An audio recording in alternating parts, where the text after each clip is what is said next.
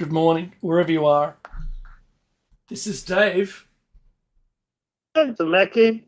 Oh my goodness, he's with us on Shiny Side Out. Ooh, WCCR is the station, and we're coming to you from Australia for Revolution Radio. And you'll find the website. It's revolution.radio, where it's home to fresh, unfiltered ideas and conversations in the chat room. And the website is also a great place to get your merch. You can donate through the website also, or you can simply send a check via snail mail if you wish. I'm sure that Patreon is a thing. You could, EFT money, whatever it is. Remember, if you like this station, if you like what we do, what we say, or it entertains you in any way at all, do donate to the station and advise others of this wonderful platform with the hosts that you like, because that way we can build the audience and reduce the responsibility on us to donate. Still do it anyway. You know what? If you like what Mickey and I say personally, then guess what? We have merch. So you can find that through shinysideout.net. And I bought a bunch of mugs for my friends, because you do. They cost me money. Remember that first T-shirt giveaway, Mickey, we had? Oh yeah, I do. That was pretty cool. Yeah, so we have co-branded in a Revolution Radio Shiny Side Out merch available. And that big 20-ounce ceramic, like it's a mug with a handle, geez, it's good. I like, have some soup in it. It's a lot for coffee. Like I think it takes up, that's about 600 mil. So it takes up way more. It takes a lot of coffee to fill it up, let me tell you. And if you want to start the day and be zooming, that's the way to do it. Trust me. Wow. I did that once. I wanted to see how much coffee it would take. And I think I was on for it until at least midday. All right. You can catch us on air, online, and anywhere at all that you might be via a smart device. So you can grab an app to do that. You can grab an app to listen from anywhere, or listen home on a Grace Tabletop Digital Radio with your feet up, listening, enjoying a cup of tea or coffee, whatever you, or just a beverage. It could be soup, it could be wintertime, wherever you live. Yeah, it's all good. All right. So we come after a great show, and that show is Solaris's show, Solaris Blue Raven. And tonight she had on David C. Collis, and he is the author of Interviewing Jesus. Now, I totally missed the show. I had to have a little snooze. Having a hard time today. This heat, Mackie, with the humidity, it knocks you about, doesn't it? And then only living in air conditioning. Yeah. Wow. So you're saying you don't have air conditioning? Oh, I do. Oh, but living... I try to avoid to be within air conditioning for 100% of the day. I try to open up the house when it's cool. I flip between the two, but then you get the humidity, and oh boy, it's tough. Now I'm going to suggest that the archives are free. So if you like Solaris, if you don't know who Solaris is, jump into the archives and find her shows. She always has great guests, great shows, and my hat goes off to you, Solaris, because you always have great content. And she's on more than one, station platform. Now, jump in there and get the archives. Binge them however you like. It's kind of the style. There's even a streaming service now called Binge. It's not called, I'll watch a show at your leisure whenever you want. It's Binge. It's actually suggesting you sit in front of it for hours watching the same thing. I mean, I think I binged 2 or 3 series of Jerry Seinfeld's Comedians in Cars Getting Coffee. And everyone that would walk into the room over that long weekend would just go, "Oh, it's still on." And they go, "This was really good." They're going to sit and watch it, and then just walk. They turn around. It's like the Grandpa Simpson when Bart's working at the brothel. They come in, do a circuit, and leave again. All right. Now, you might be able to tell. Might be hard, but you might be able to tell. Mackie and I aren't American. What? Oh. What? Well, yes, we're crisis actors. Are you white? What? I'm black. No. What? Mackie and I are crisis actors. See, we live in a fictitious land down under called Australia. And Mackie, if we are, I've yet to receive a paycheck. It's annoying me. And I'm in Patagonia. I'm in a bunker next to Adolf. That's where I am. Well, he hasn't really not been knocking on the wall for a couple of weeks, so I'm not sure he's still around. But he's quite a lively fellow. Always with the Edelweiss. What? Too soon? I don't know. Maybe it's too soon. I thought he was in Antarctica. That's all right. But according to Patagonia, that was not good for him. According to Hovey, he's in South Australia.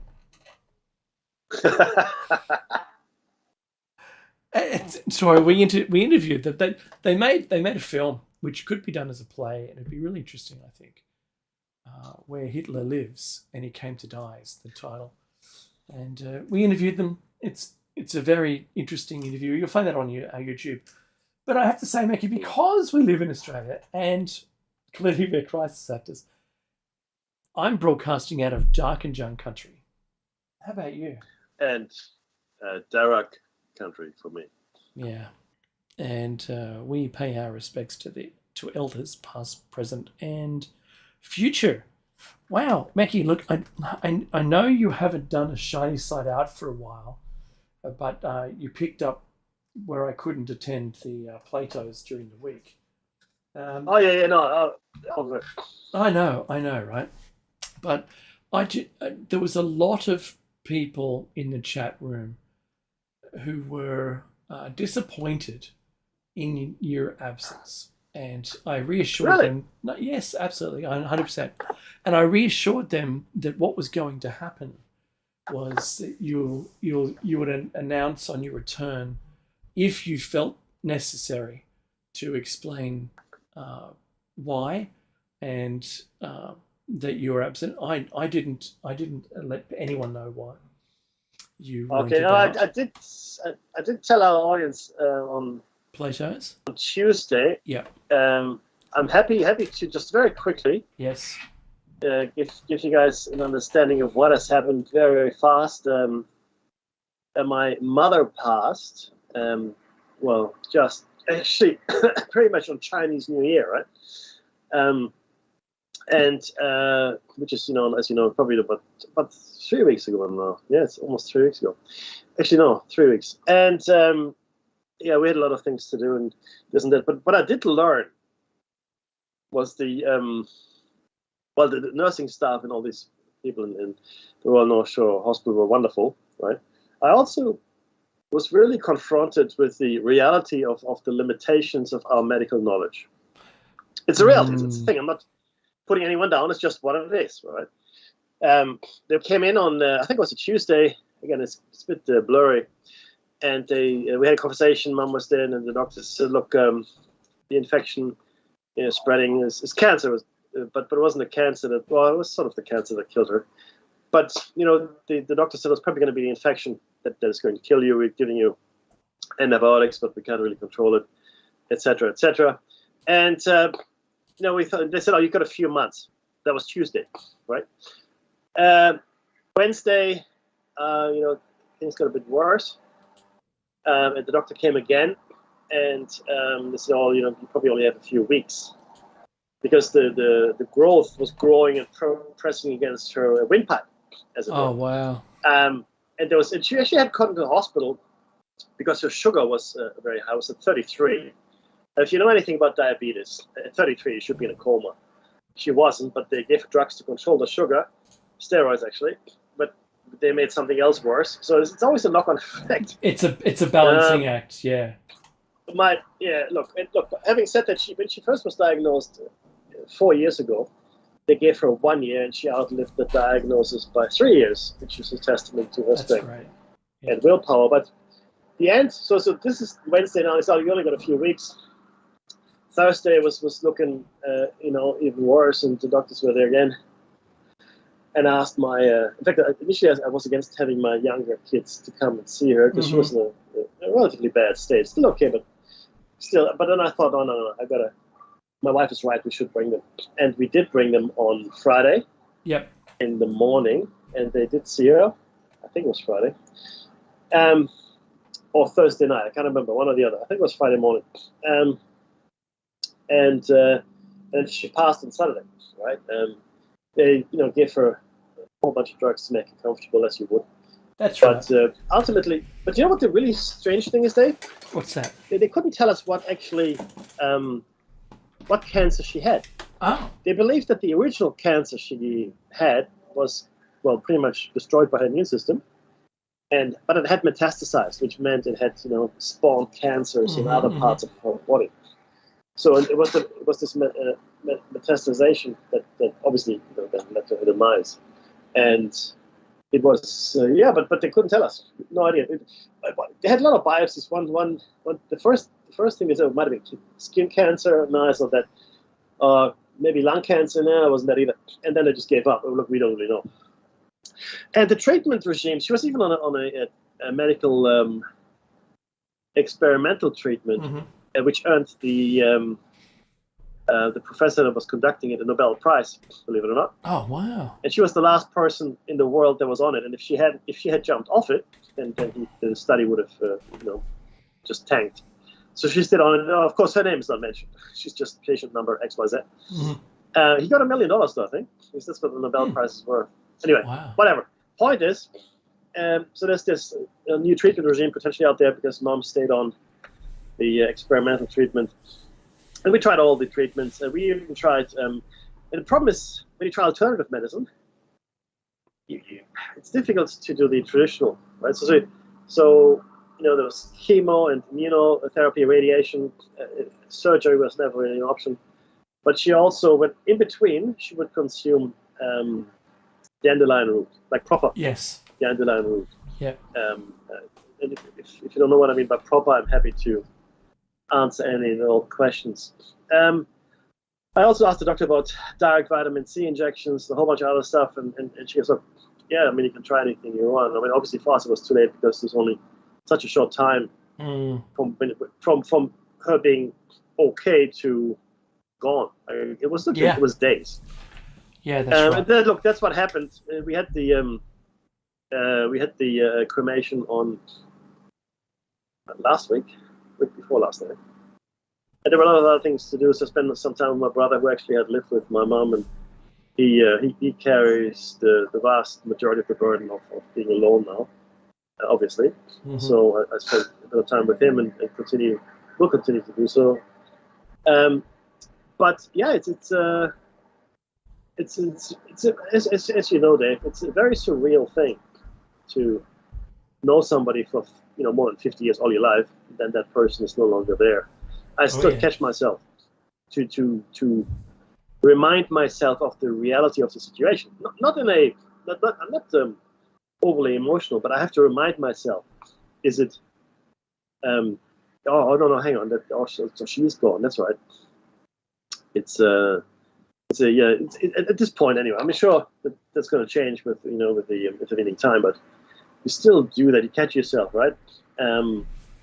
But yeah, so look, everybody, that's why I was away.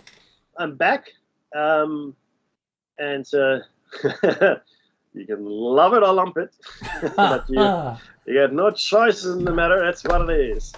And just to let you know as well, I thought because I listened to the shows, thought Dave did a great job. He finished the theme on religion, which is great.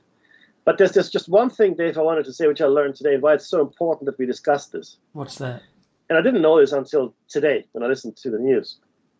the Anglican bishops in England or in the UK are actually sitting in the House of Lords. I didn't know that.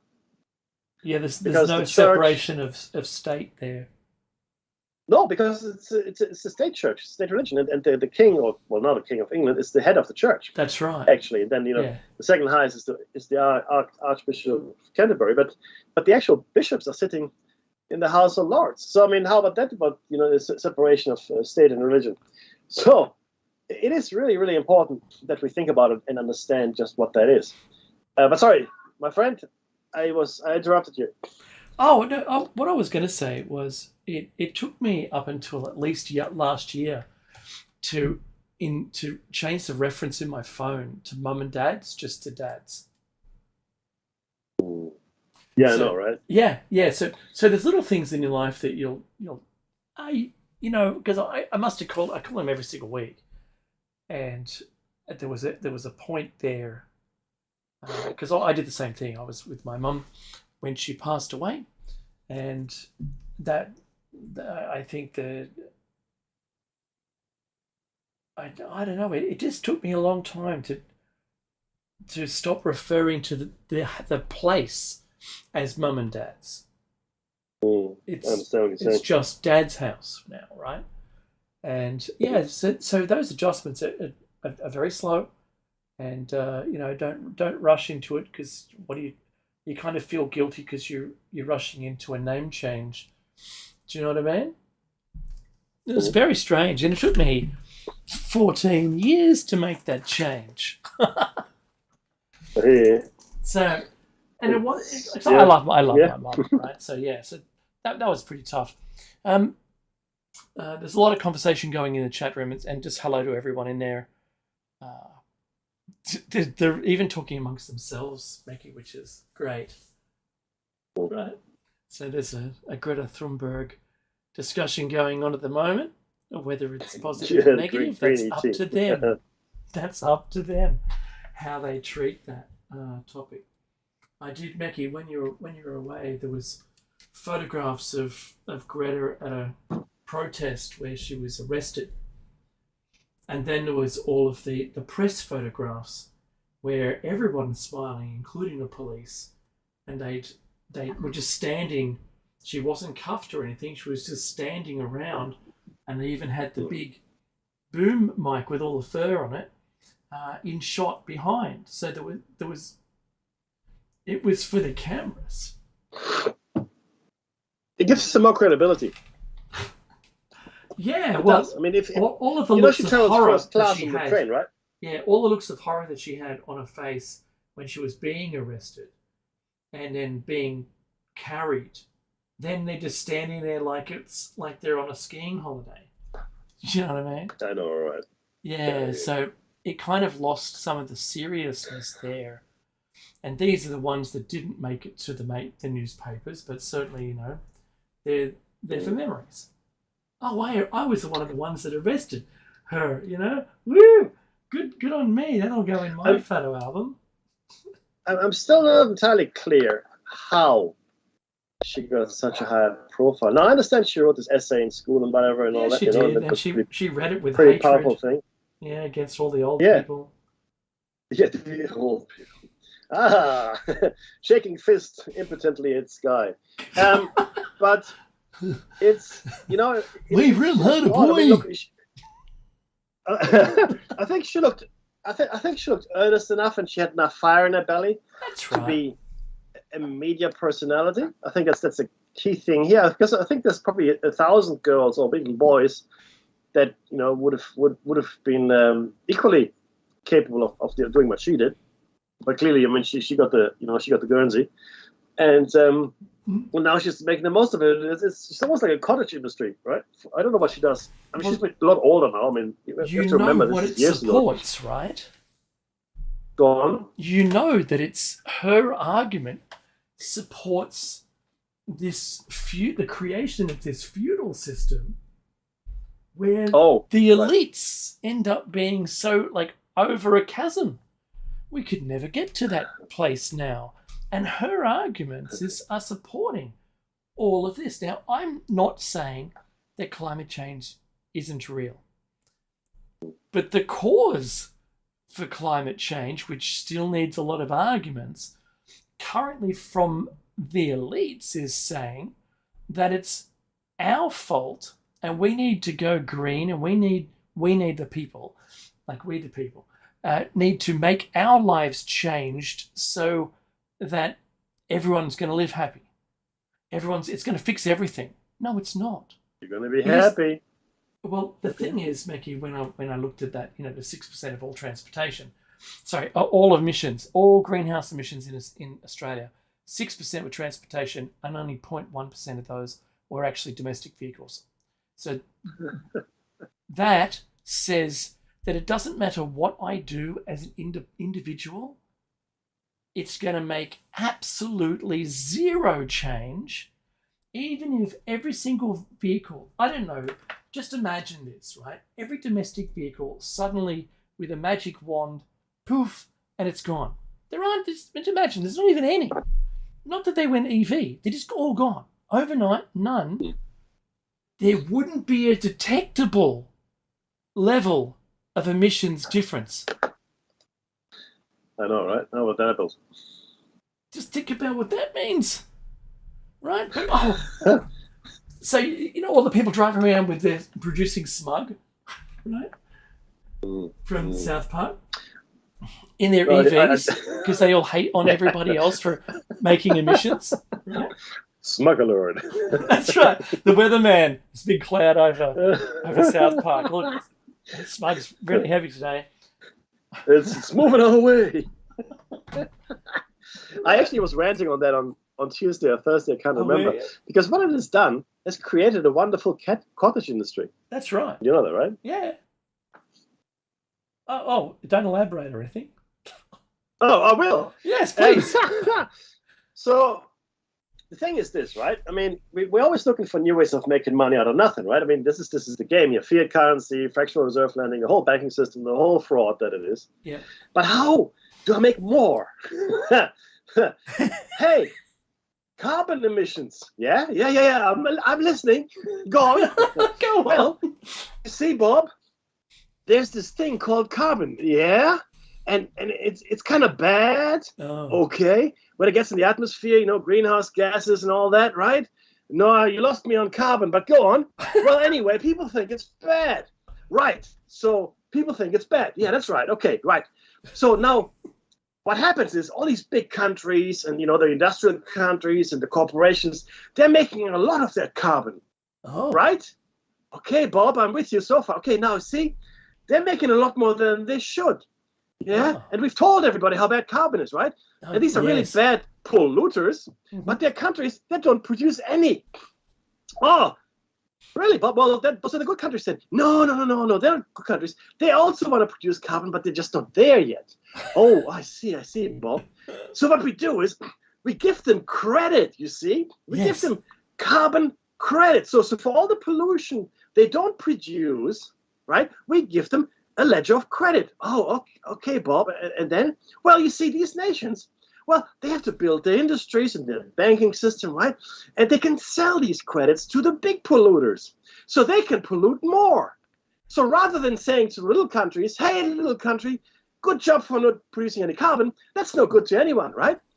No, we give them these credits. They give them to the big boys. They can pollute more and more and more because these little countries aren't still there, and they're making money. But somebody has to trade those carbon credits, You and me, we got to be carbon credit traders. Wow, Bob, I love it. I don't understand it, but I love it. We're going to make money. We're going to make tons and boatloads of money. Wow, Bob. I'm with you. Okay, and that's what happened, dude. You lost me at carbon. That's hilarious. So yeah, Mickey, that's very good. I like it. And but it is true. But when I looked at what the big polluters were, they were power production and agriculture. So that means also everything that you're doing with the soil, whether it's simply pesticides and growing vegetables to growing cattle or sheep or meats to eat or milk. And yeah, so they are the two biggest polluters. It's not the little people doing things. It's the, we all need power, and we all need the products of agriculture. And we're all to blame then, but rather than make it the original sin, where the original sin is we're guilty even though we didn't do anything, right? They've made a way for them to continue to pollute, and it's still up to us to fix it. I mean, that's glorious. That you couldn't make that. You couldn't write it because no one would believe you. Because your carbon credit thing fixes the big polluters. Yeah? Yeah. No. They're fine. That's fantastic. Woo! And the people, can we buy carbon credits? No, you can't. It's still your bad for using them, right? But my call out. But aren't the carbon credits that obviously we've paid to pay the bills to those companies who have used that money to buy the carbon credits? Haven't I just absolved myself of any of the sin? Oh no. You still, no. It's your bad still.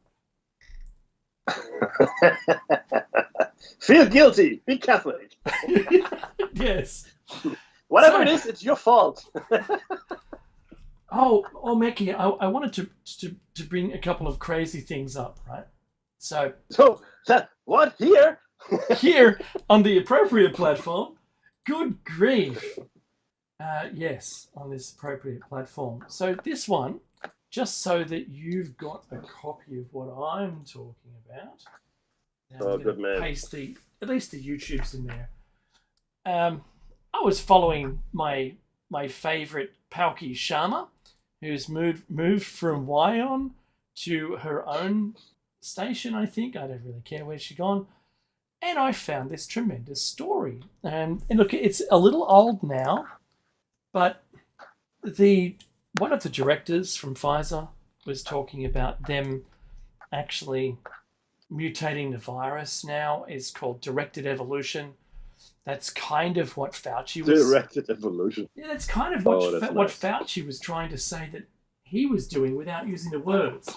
Because he was always denying that they were modifying, gain of function, modifying viruses to do things they couldn't do. But now they've got a great term, directed evolution. Yes, that's fantastic. We'll go with that. Anyway, so on a date, a secret date with a Veritas guy from Grindr or something, right? They filmed this interview with the director who'd made all these tremendous claims, and it's to continue profiting from vaccines. That's the whole reason why they're doing it, right? And look, that's good. It's good. Companies doing this. We should absolutely hate on Pfizer, and I'll tell you why. Because if it was another company, I don't know, the Motor Traders Association, right? Or a large, what do you call it? What's that? The Quick Lube company, right? That's always claims, $25 oil change or whatever, right? Imagine if they were making something that went in the oil that ruined your engine, that they'd have to bring it back in order for you to fix it so you'd make more money. Yeah, that's this kind of the same. If it was, say, Trend Micro was actually employing people to create computer viruses that their product fixed. Do you know what I mean? We used to have, this is a true story, in Germany, in the village I grew up in, small town anyway, that there were kids that were throwing rocks at windows. And then the glass would windscreen guy. No, house, in your house. Oh, houses, right. Windscreen guys. this is houses, my friend. Yeah, but it turns out that the glasser had paid those kids to throw the rocks through the windows. Yeah. So, business is slow. Get Bob and George. Bob and George again. Yeah, that's right. They're on the case. Don't you worry about that. we drove up in the middle of nowhere one time in an old Tirana, a four-door Tirana. It wasn't the nice two-door Brocky versions. And we were going on holiday, so it was a skating event for my then girlfriend. Anyway, we went past this billboard, and from the corner of my eye, I saw someone duck down. And the next thing is our window blows. Wow. Right? That's and the town was like a minute down the road. And the first store, which was open on a Saturday afternoon, was the windscreen store. How fortunate. I know. It's a miracle.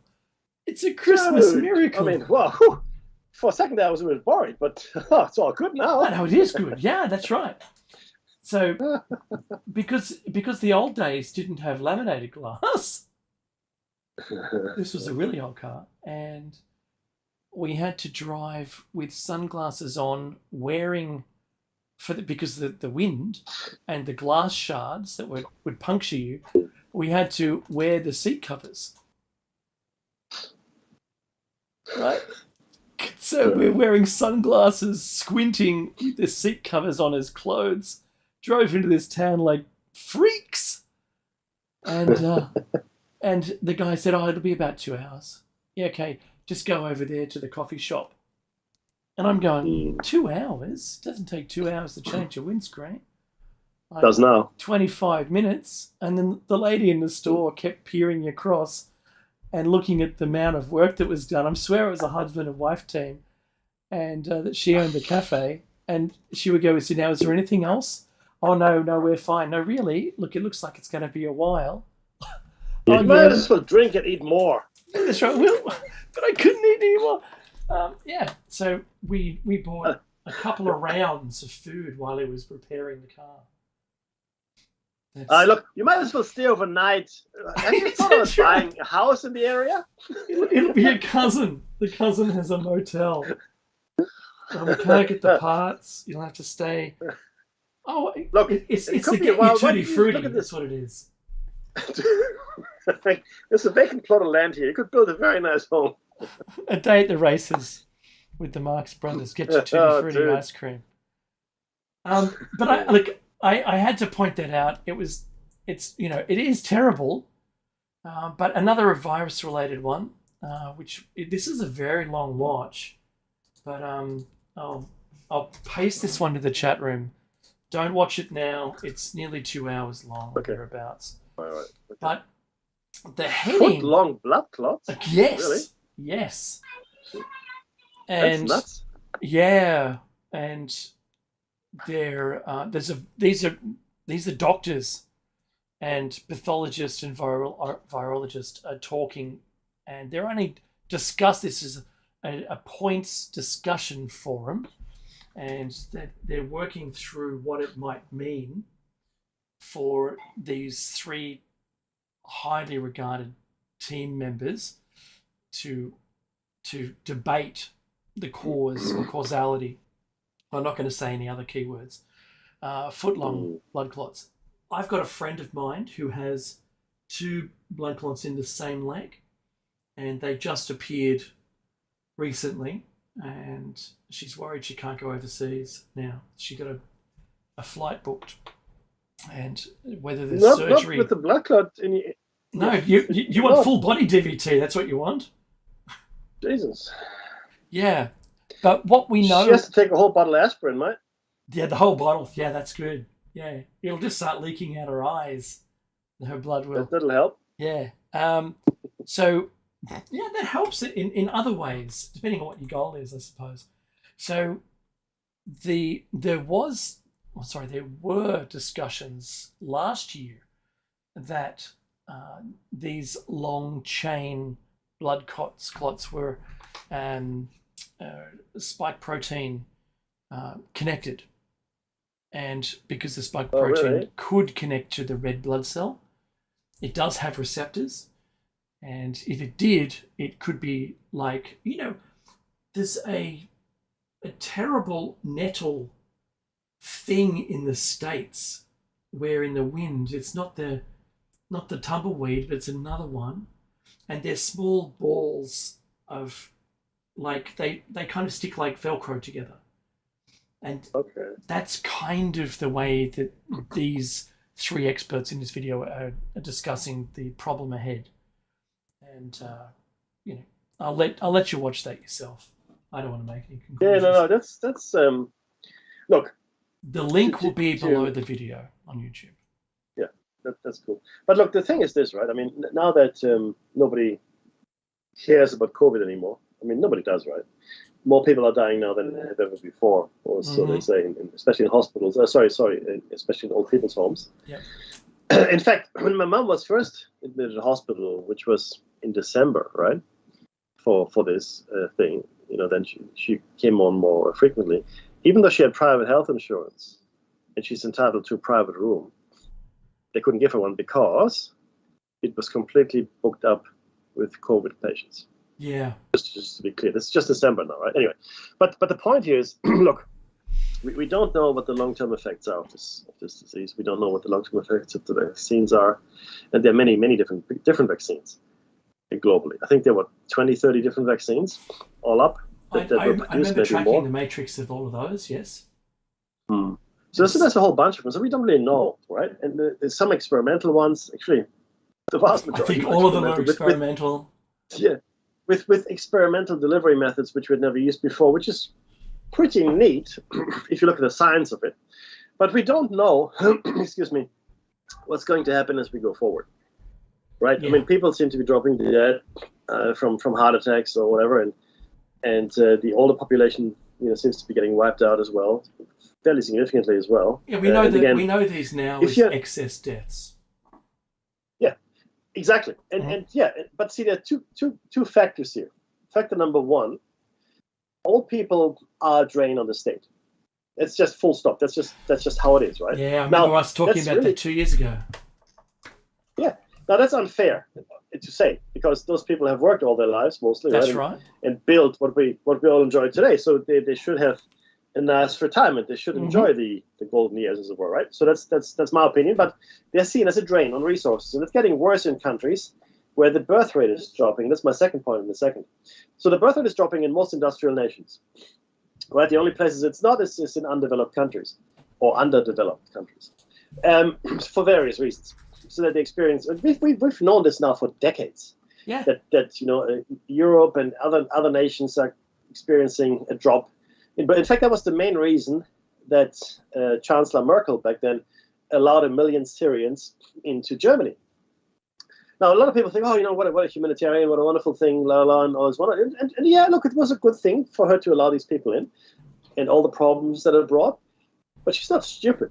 And the German politicians and administrators aren't stupid either. They're thinking, okay, well, we're running out of Germans at a fairly alarming rate. We need to boost the population somehow. And they know that people of Middle Eastern or Muslim background breed faster than native Europeans. They look at the UK, they look at France, and they see it. So they got 1 million Syrians in, and they're hoping that they will add significantly to the population because after 2 or 3 generations, they're pretty much German, right? They speak German, they're brought up in a German environment, etc., etc. I mean, they've got their own culture, but another 20 years, Muslims will outnumber Christians in Europe. That's what's going to happen. It's not the It's first just how it time, is. though. No, that's That's right. right. Now, Yeah. Interestingly, though, for the first time ever, this was before Mount Pass, so I was still here, but I didn't get to talk about it on the air, I think. But I do have to, because this is important. For the first time ever, did the BBC and then other news broadcasters publish an article. And the article was, we are going to experience a catastrophic population drop. Now, they were talking about China specifically, because China, especially with the one-child policy, which has proven way too successful, is experiencing a population decline. Okay, Culturally, they're now not able to adjust to having more than one child now. Because all the institutions are set up and the mindset of people, etc., etc. That's right. So it's a really Yeah. interesting problem. So, but the thing is this was the first time the BBC said in other news outlets, catastrophic population decline. Mm-hmm. Catastrophic population decline. Now, again, because of the things we've said in the past around, the effect that SARS-CoV-2 has on especially male fertility, okay, it is clear that these are the first seeds that are being planted to make us less worried about it. Because the thing is, right. if you start dropping little pills and little nuggets into newscasts, and then when it does happen, you go, oh no, they did tell us about this. Oh yeah, okay, I understand. Yeah. Okay, so but it was a catastrophic population decline. Catastrophic. That's the key. Well, catastrophic is it lines up with the Great Reset and Agenda 21. Yeah. And remember the Georgia Guidestones, that had a drop of population to 500 million written on it. Even though it's been blown up and destroyed, they're actually going to rebuild it. Yeah. Do you know when they first? There was an article in July 2020, so 3 years ago, or 2.5 years ago, by the BBC. Jaw-dropping global crash in children being born. Yep. Okay. Now, think about that for a second. So this is when COVID was sort of gaining momentum. Okay. But the figures weren't from that year; they were from prior years. So. Yeah, completely. That's right. I just want people to understand that it wasn't because of COVID. We know COVID. While you've got COVID and the spike protein is going through you, that you're not producing any reproductive material. Yeah, and then Italy's plummeting birth rate worsened by pandemic, June 2021. So you drop these things. Mm-hmm. You drop these things, okay? So in 2020 or 2021, Italy's births were hugely outnumbered by deaths, leading a population to drop by 384,000 people. 384,000. So Italy had 1 million people. It doesn't. It's not more, but now it only has 600,000 people. Right? I mean, obviously it's got many more people, but that's the point here. It has 384,000 in 2021 less than before. Mm-hmm. And then in 2023, and this is just an article from 1 month ago, what will China's population drop mean for the world? Yeah. So we started, as the pandemic gained momentum, they started to drop because they knew what was going to happen. They knew what SARS-CoV-2 would do. So they started dropping these morsels of population decline in already.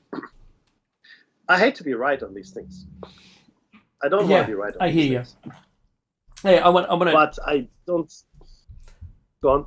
Oh, I just want to change the subject. Go ahead.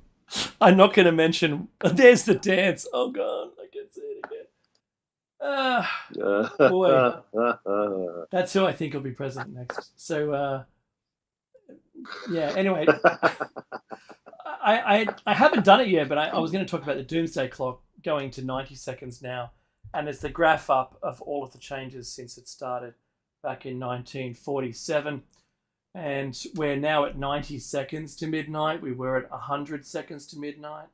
Now it's 90. That's a minute and a half to midnight. That's all that's left.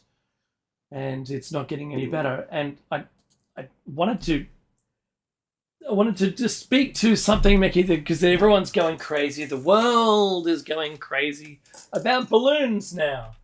I didn't think we were going to be balloon boy, but it's a thing. So it's a crazy old world.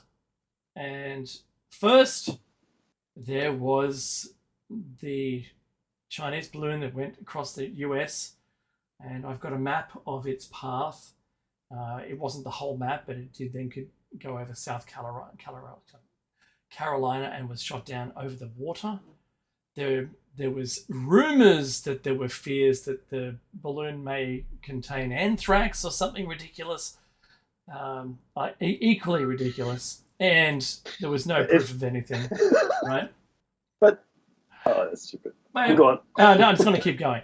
So now there's a cylindrical object that was just shot down over northern. Two. Yeah, that's right.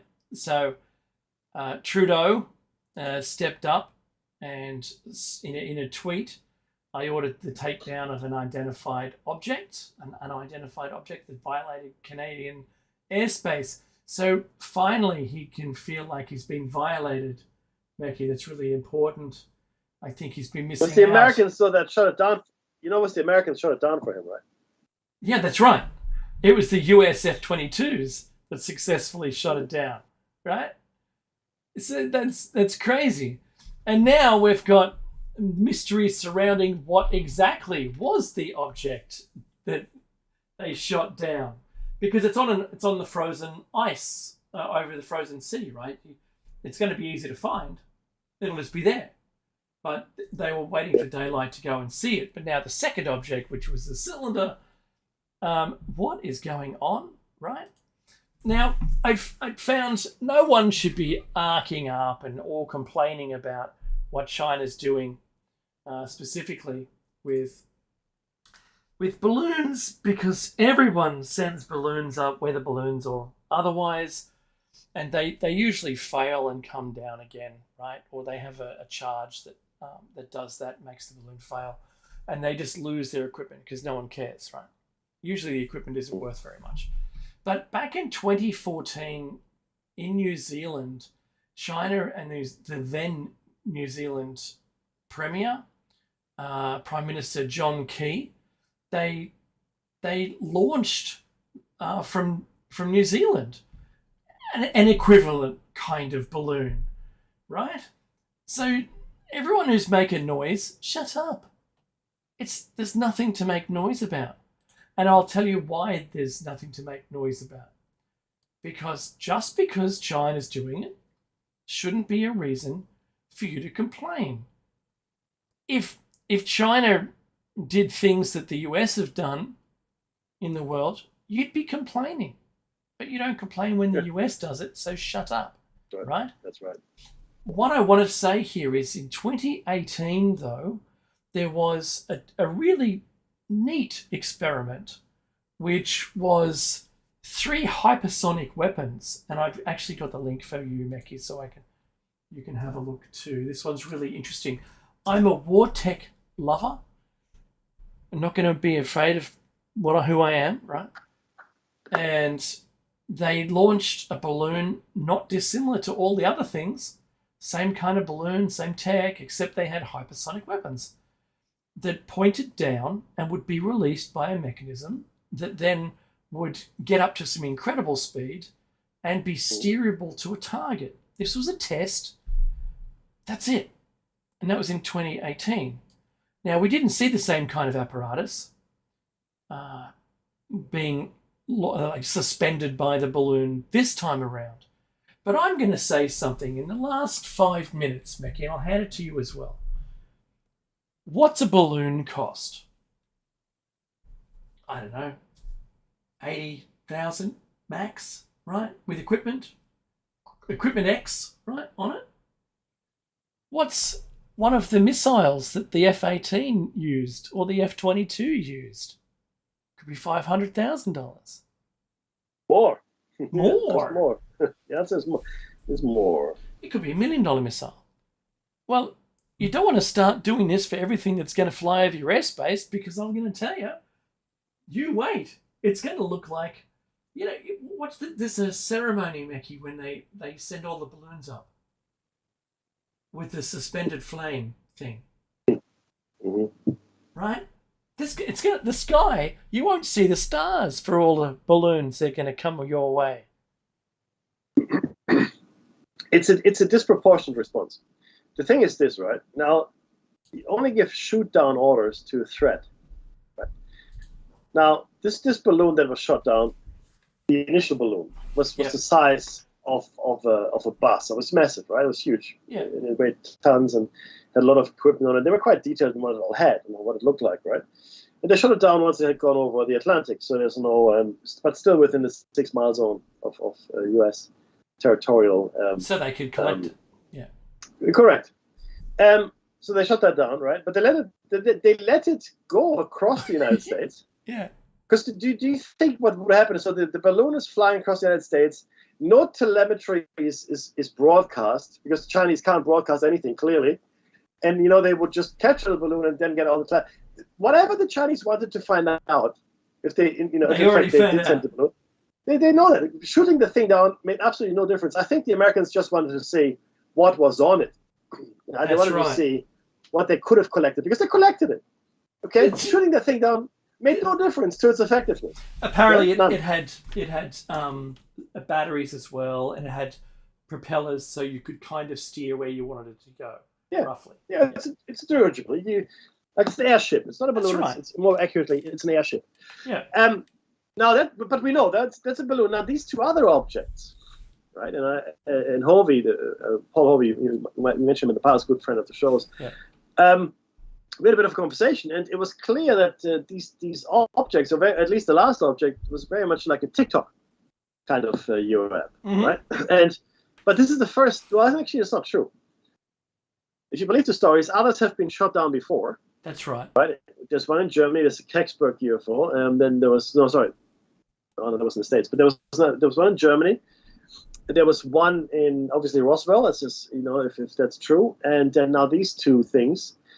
You have to understand that we're sharing this planet. Well, sharing is probably overstating it. We are the third world developing nation living on top of a super civilization inside the Earth. Not a hollow Earth, but an Earth that is it's got fairly roomy caves, let's say, right? And I think aliens are living under the sea in the South Not aliens. Ocean. Yes. I'd say that maybe another species of creatures came here and made an arrangement to live down there. I think that is possible. What I'd also believe is that it is us as well. So what? Okay, this is going to be very complex, but very sense. Quickly. Yeah. But we'll talk about that in the second hour. But just to give you a taste, there is us, more or less, and there's others as well. Simply because we're part. Well, not we. We are not part of that. We're like the slum city outside of Delhi. So we're not part of anything. But they are part, I believe, of a vast, at least galactic trading network, or some kind of social structure, or some kind of fabric that moves things around. Because we'll talk about that in some detail in the second hour. But to suffice it to say, shooting these things down is not that impossible. But it's the first, and the thing is, it's harder to hide now because everybody was looking at the skies. So these things could be shot down all the time, but because of the Chinese spy balloon, everybody's looking at it, so they have to admit they shot down two of these things. Right? That's right. Well, guess what? That's the end of the first hour. We're going to be back after the short break. So take the time to donate, maybe get yourself some merchandise, and we'll see you in a few minutes.